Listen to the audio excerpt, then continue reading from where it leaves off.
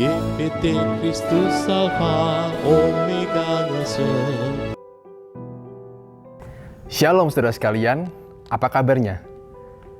Sekarang kita akan masuk kepada program yang baru dari GPT Ngesrep bernama Ngresii. Ngobrol seputar isi kitab suci. Berdasarkan kata bahasa Jawa, ngresii artinya membersihkan.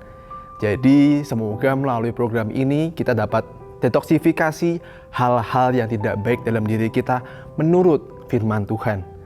Nah, pada episode pertama kali ini kita akan membahas mengenai bagaimana sikap kita ketika kita mendengarkan firman Tuhan. Tema ini pasti akan bersinggungan dengan semua orang Kristen. Baik saya yang juga adalah pemberita firman ataupun pendeta yang melayani, kita semua adalah pendengar firman Tuhan. Meskipun kita yang menyatakan firman Tuhan dan kita juga melakukan firman Tuhan, bagaimana kita mengetahuinya jika kita tidak mendengarkan firman Tuhan terlebih dahulu? Maka daripada itu, hal mengenai mendengar firman Tuhan sangatlah serius dan akan berkaitan dengan pertumbuhan iman kita. Nah saudara, kita harus menaruh rasa hormat setinggi-tingginya pada firman Tuhan. Karena Allah telah begitu serius menciptakan karya melalui tulisan di Alkitab ini.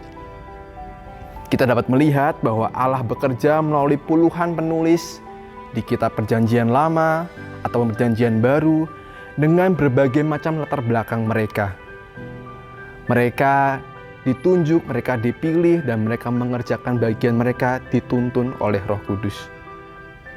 Kita juga melihat bagaimana para penerjemah, para penyalin yang begitu melakukan aturan sakral ketika mereka menulis tulisan kitab suci ini. Dulu baik para penulis ataupun penyalin dari kitab suci mengerjakan bagiannya ini, mereka harus mencuci dirinya, mereka harus mentahirkan diri supaya mereka kedapatan kudus ketika mengerjakan penulisan Alkitab ini.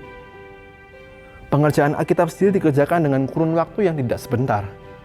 Pengerjaan Alkitab dikerjakan kira-kira 2000 tahun lamanya.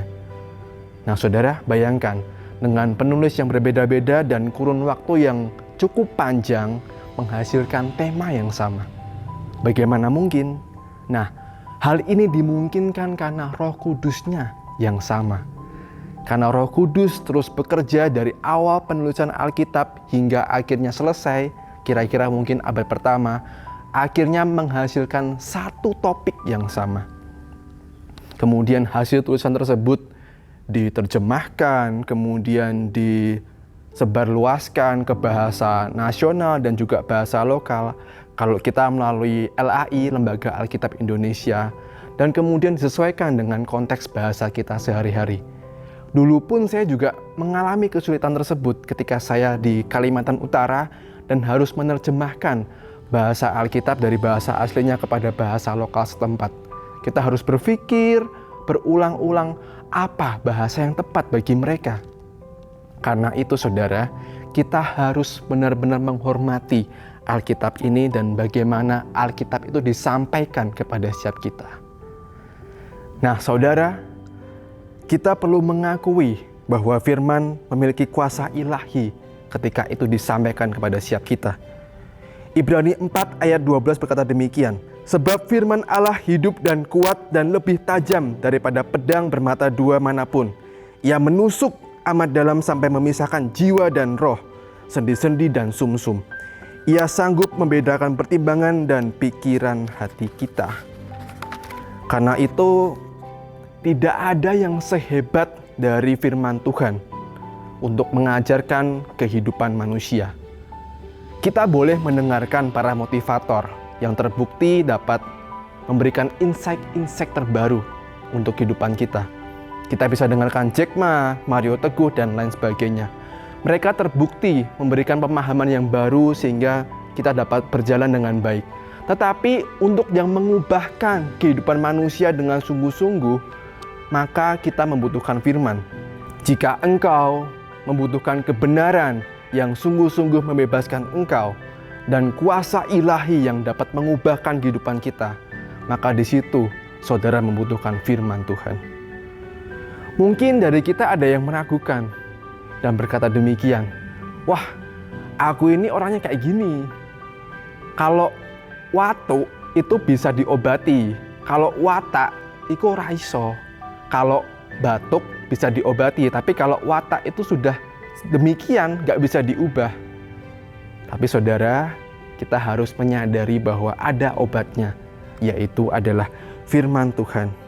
Maka sekarang bukalah Alkitab saudara dan bukalah hati saudara. Niscaya ada kuasa dari Allah yang akan bekerja mengubah kehidupan saudara sekalian. Karena inilah firman Tuhan. Dalam 2 Timotius 3 ayat 16 berkata bahwa segala tulisan yang diilhamkan Allah memang bermanfaat untuk mengajar, untuk menyatakan kesalahan, untuk memperbaiki kelakuan, dan untuk mendidik orang dalam kebenaran.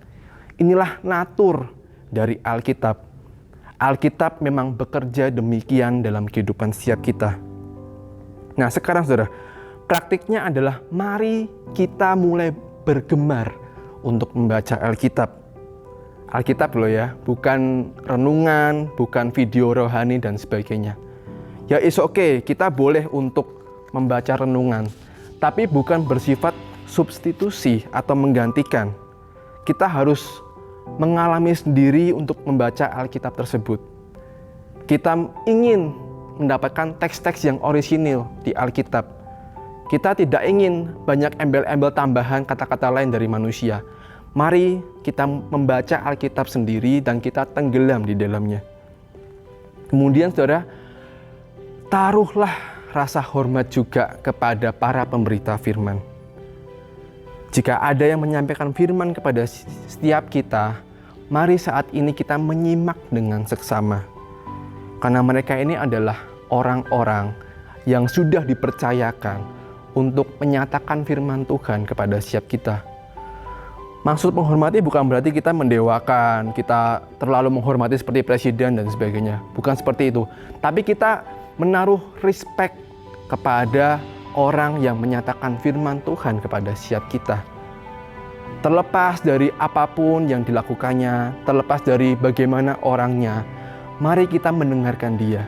Selagi itu benar, selagi itu adalah dari kitab suci kita, mari kita dengarkan dengan baik. Kalau saudara berpendapat bahwa, wah dia ini orang berdosa sekali, dia orang yang gini, orang yang begitu, maka sekarang saya tanya pada saudara, siapa di muka bumi ini yang lolos kualifikasi untuk boleh menyatakan firman Tuhan? Saya rasa tidak ada sama sekali di dunia ini orang yang layak untuk memberitakan firman Tuhan.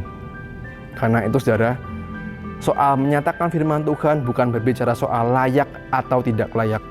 Kita semua tidak layak untuk menyatakan firman Tuhan. Karena Allah beranugerah sehingga memakai orang-orang pilihannya untuk dapat menyatakan firman Tuhan, sehingga kita dapat mengetahui hal yang masih misteri di dalam diri Allah. Karena itu, mari kita membaca Alkitab, mari kita terus bertumbuh dalam ajaran firman Tuhan yang tepat. Tuhan Yesus memberkati.